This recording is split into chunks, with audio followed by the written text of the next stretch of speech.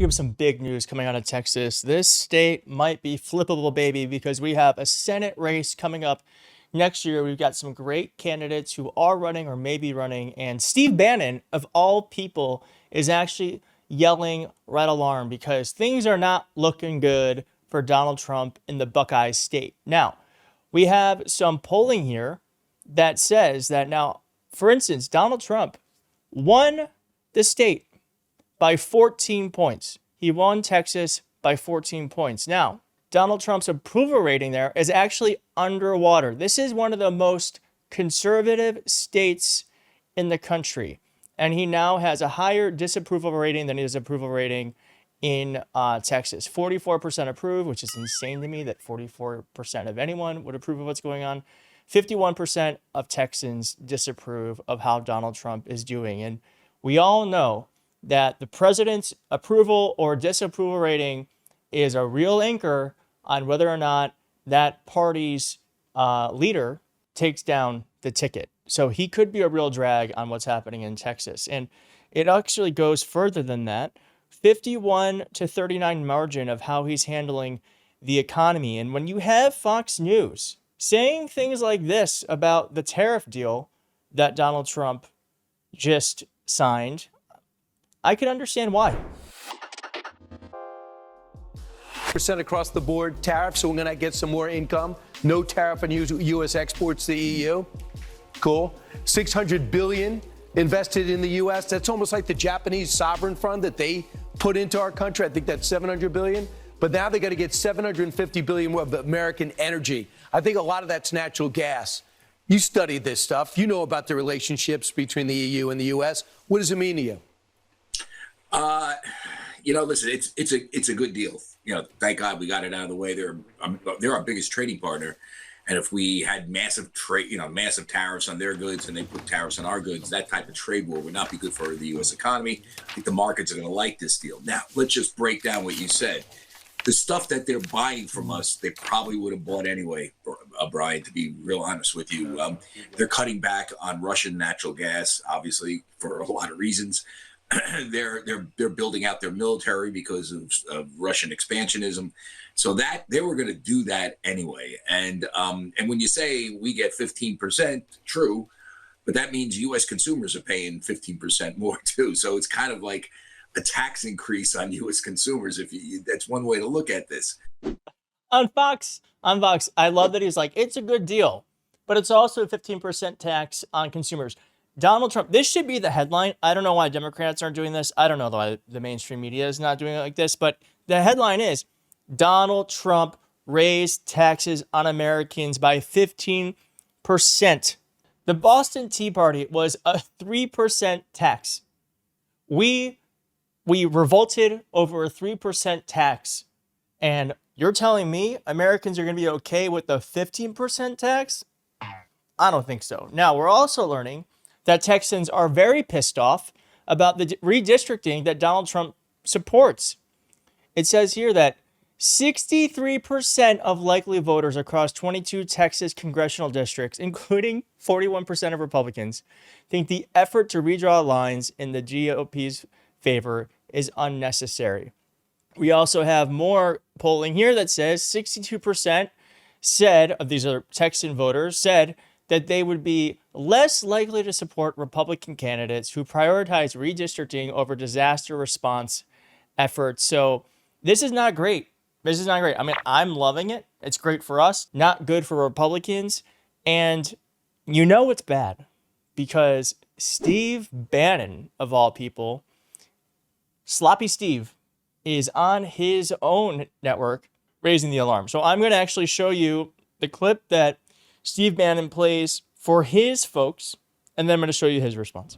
Democrats, though, have to secure their base before they can secure the major election in the entire country.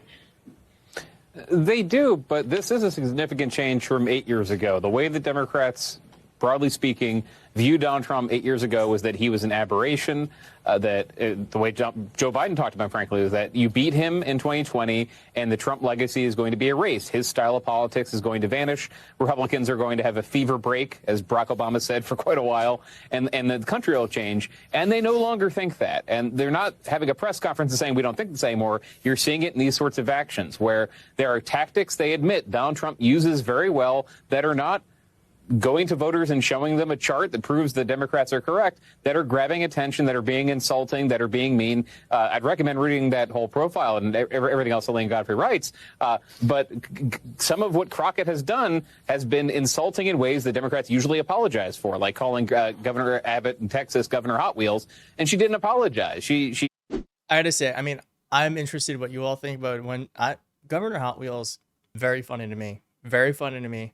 I just don't think anything's off the table in this era in our politics. And we need Democrats who fight, and I'm glad that we have someone like her who does. Sorry, we'll keep going now. Kind of explain that she wasn't talking about his disability.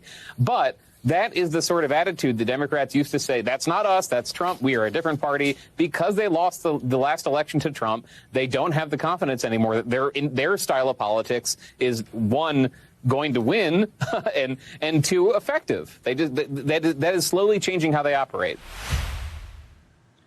You have a couple things going on here. Number one, they are reaching all-time lows as far as the party goes in polling from the American people. I think in the mid to low 30s.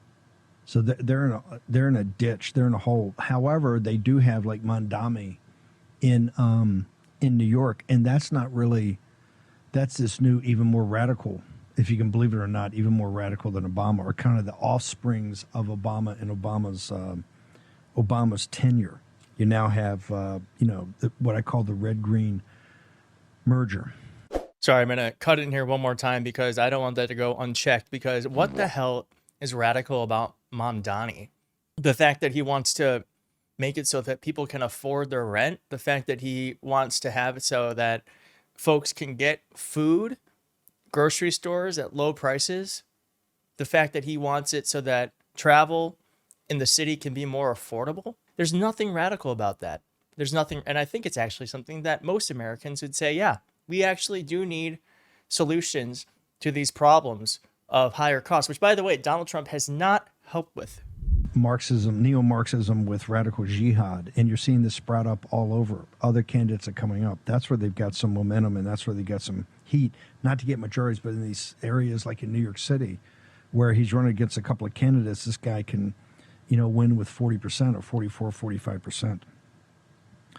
At the same time, I think they're poised for a big win in Texas unless somebody gets their act together. I spent the afternoon with different people in Texas on this very problem, in that with the Democrats being shattered because they now realize that the MAGA movement is here to stay and only going to grow and get bigger. That's why President Trump's our leader, and one of the reasons I support President Trump for 28, and I think there's many different ways you can do that, is that this is a reformulation of American politics like 1932, and the coalition we're putting together is very broad and very deep. But they need a victory. And I think they're going to see a victory down in Texas, and people in Texas at the senior. They need a victory, and they're going to see a victory down in Texas. I love to hear that. I don't know what he's talking about, 2028. The Constitution says you can't be president more than twice. So good luck with that. And he does raise the alarm again about Texas. Down there, they're smelling blood, and that's why Hakeem Jeffries is not going down to help their cause. Hakeem Jeffries is going to go down to take credit for a scalp, because he's a brother that needs some help right now because he's taking incoming all over. But hey, you don't really, the part of the party you represent is all the D.C., New York branch, and you guys are stiffs, and we need the Mondamis, we need the Crockett's. You just heard Dave Weigel right there. Dave Weigel has been following the MAGA movement, or the predecessor to that, the Tea Party movement, with Andrew Breitbart and everybody, for 10, 12, 14 years. And he can see it right there. Hakeem Jeffries. Now, we haven't seen a follow-on news report, but there's something going on big. Yeah, so there is something big going on. I think Steve Bannon is right to worry. Say what you will about him. Sloppy Steve knows politics. So let's keep the momentum going, everyone. And as I have told you before, I think we're going to have a blue wave next year, but only if we put in the time and energy now to make it happen. And so one way you can help is by donating to these 5 candidates I have here. I've selected the 5 most flippable U.S. House races in 2026 and working with this organization called Oath. And I've said before, I don't get any of the money.